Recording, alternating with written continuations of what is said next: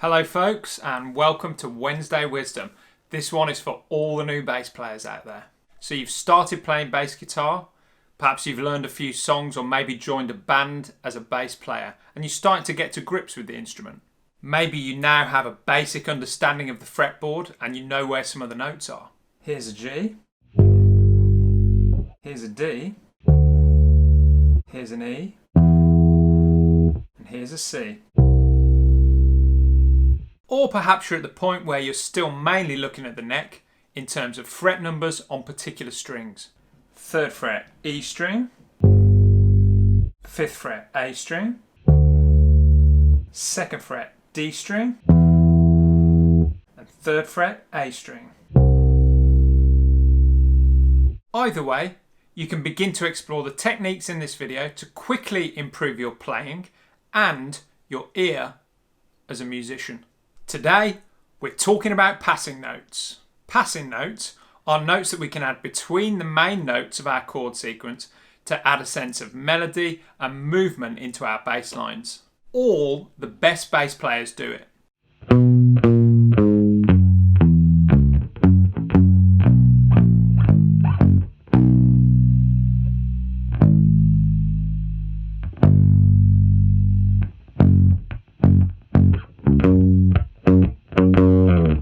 If you listen to any jazz music, you'll notice the passing notes that the bass player uses are pretty well as important as the main chord notes that they land on.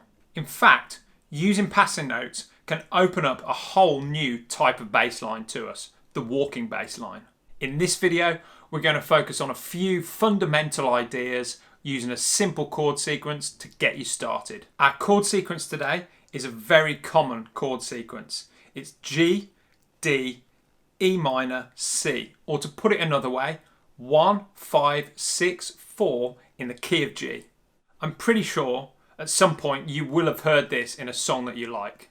The easiest way to play this chord sequence on the bass would be something like this.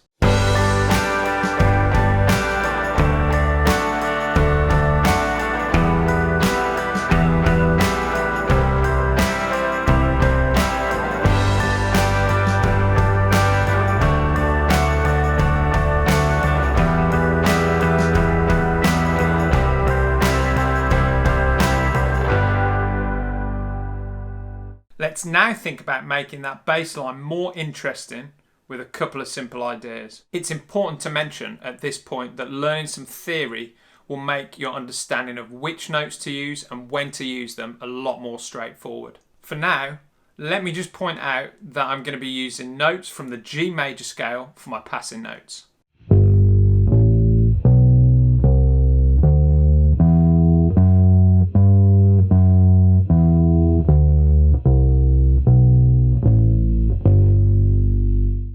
Let's get cracking. I'm now going to add one passing note between each of our main chord notes, and I'm picking these notes based on their proximity to the next note in the chord sequence. In other words, they're going to lead us to the next note in the sequence, and they could be above that note or below it.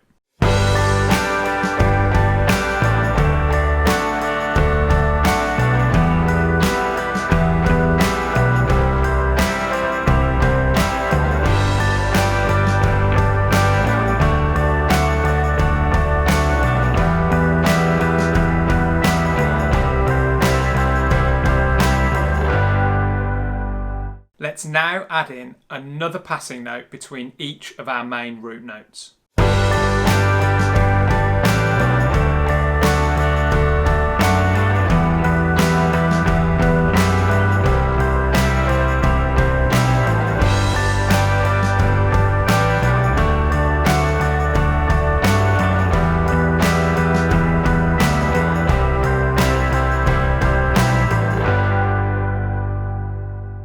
You'll notice already that my bass line is beginning to sound more melodic. You could happily continue in this way, adding more and more passing notes between our main chord notes. Let me show you how 4 passing notes between each root note could sound.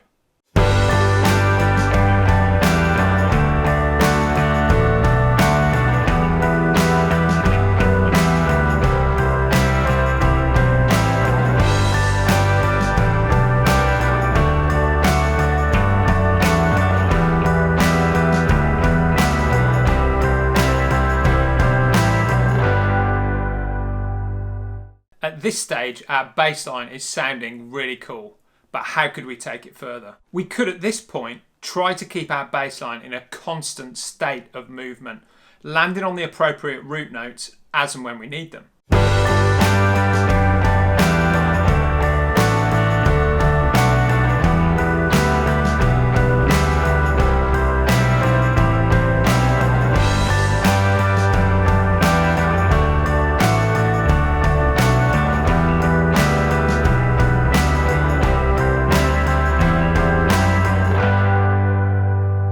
You may have noticed at the moment all of our notes are the same length. Let's now try to make the rhythm of our bass line more interesting. You could use any number of notes here, that's not particularly important. We just want to start varying the rhythm of the phrases that contain our passing notes.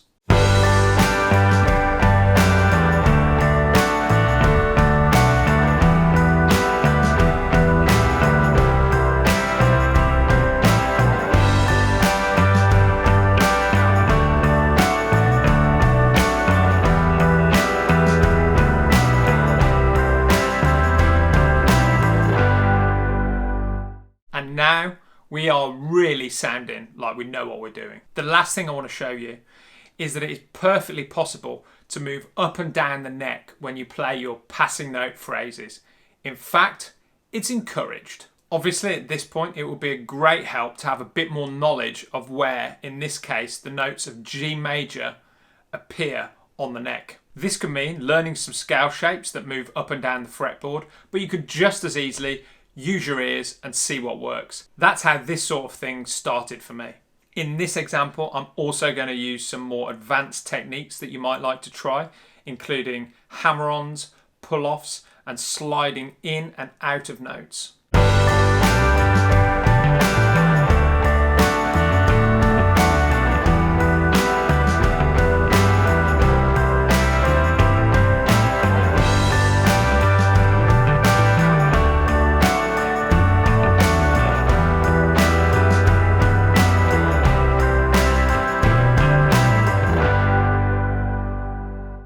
Pretty cool. Remember that we're looking at passing notes in the key of G major today, and it's important that your passing notes are related to the key of the music that you're working with. When you're new to this technique, even if you've got a fairly solid theoretical base to work from, the chances are you're going to hit quite a few bum notes. But that's okay.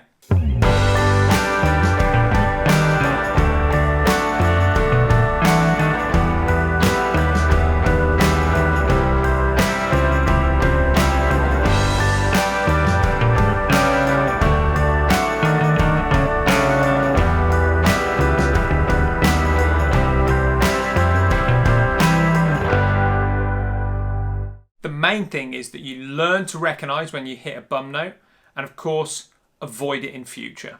The key is to keep it simple and build the complexity of your passing note phrases as your knowledge expands. Then you can take those phrases and try them out in different keys or in a different position on the guitar. This technique is a really great practical way to learn your way around the fretboard and will, with a bit of work, completely transform your bass playing. So there we go. Get those bass lines moving. Don't be afraid of hitting a bum note or two, and I'll see you on the next one. Keep playing.